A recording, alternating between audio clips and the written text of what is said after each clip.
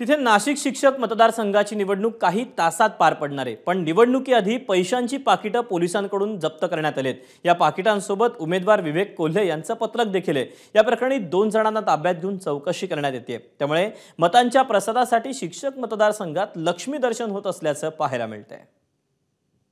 खरं तर त्यांच्या समोर त्यांचा पराभव दिसतो आहे। त्यांच्याकडे काही मुद्दे नाही म्हणून चुकीचे खोटे आरोप करता पैठण्या तर वाटल्या जात आहेत, पण दुसरे उमेदवार पुरुष शिक्षकांना रेमंड सफारीचं कापड आणि महिलांना साडी आणि नथ देत आहेत। महाराष्ट्रात सध्या शिक्षक आणि पदवीधर निवडणूक चर्चेत आहे, पण त्याही पेक्षा वातावरण तापलंय ते पैसे वाटपाच्या प्रकारांनी आणि आरोपांच्या फैरींमुळे। काही दिवसांआधी सुषमा अंधारे यांनी पैसे वाटपाचा एक व्हिडिओ ट्विट करत जोरदार आरोप केले होते।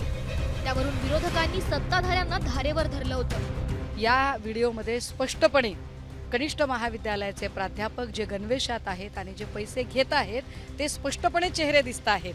पैसे देणारे लोक हे शिंदे गटाचे पदाधिकारी आहेत। पदाधिकाऱ्यांचा आणि त्या शिक्षकांचा काय आर्थिक व्यवहार होता, कुठल्या आर्थिक व्यवहारासाठी पैसे दिले घेतले बोललो पाहिजे, स्पष्टीकरण दिलं पाहिजे। याच सभेमध्ये गुलाब पाटील जाहीरपणे सांगत होते की दराडेंच्या मतासाठी आम्ही दरोडे टाकायला सुद्धा मागे पुढे बघणार नाही। सुषमा अंधारे याने एक व्हिडिओ सुद्धा त्या संदर्भात ट्विट केला। तुम्ही या थरापर्यंत खाली पडू नका, पण कृपा करून पदवीधर शिक्षक हा जो वर्ग आहे त्यांना तुम्ही अशा पद्धतीनं बाजारात उभं करू नका। या सगळ्याला जबाबदार या देशाचा निवडणूक आयोग आहे। उघड्या डोळ्यांना व्यभिचार आणि भ्रष्टाचार पाहत आहे। दुर्दैवी आहे, महाराष्ट्राचं राजकारण अतिशय गलिच्छ सत्ताधाऱ्यांनी केलेलं आहे। पैसे वाटपाचा आरोप झाल्यानंतर एकमेकांच्या विरोधात असलेल्या उमेदवारांनीही एकमेकांवर तोंडसूक घेतलं। निश्चितपणाने शिक्षकांच्या मतदारसंघामध्ये अशा परंपरा प्रथा पाडणं याचाच अर्थ खरं तर त्यांच्या समोर त्यांचा पराभव दिसतो आहे।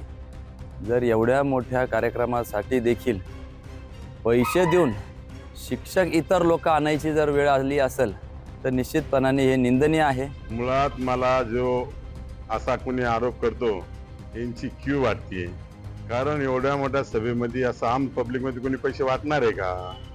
हे शिक्षकांचं मतदान आहे, त्याच्यामुळे पैसे वगैरे काही वाटले नाही, यांच्याकडे काही मुद्दे नाही म्हणून चुकीचे खोटे आरोप करता। जळगावातील पैसे वाटपाच्या आरोपांनी वातावरण तापलेलं असतानाच आता नाशिकच्या येवला आणि मनमाडमध्येही पोलिसांनी पैशांची पाकिटं जप्त केली आहेत। धक्कादायक म्हणजे या पैशांच्या पाकिटांसोबत उमेदवारांचे फोटो असलेली पत्रकही जप्त करण्यात आली आहेत। खरं तर शिक्षक म्हणजे समाजासाठी आदराचं स्थान। हेच शिक्षक आमदार होऊन शिक्षकांच्या समस्या सोडवण्यासाठी पुढाकार घेतील आणि शिक्षण क्षेत्रासाठी काहीतरी भरीव काम करतील अशी अपेक्षा असते। मात्र निवडणुकीत मतांच्या खरेदीसाठी असा बाजार मांडला जात असेल तर त्यापेक्षा मोठं दुर्दैव ते काय? ब्युरो रिपोर्ट, एबीपी माझा, मुंबई। एबीपी माझा, उघडा डोळे बघा नीट।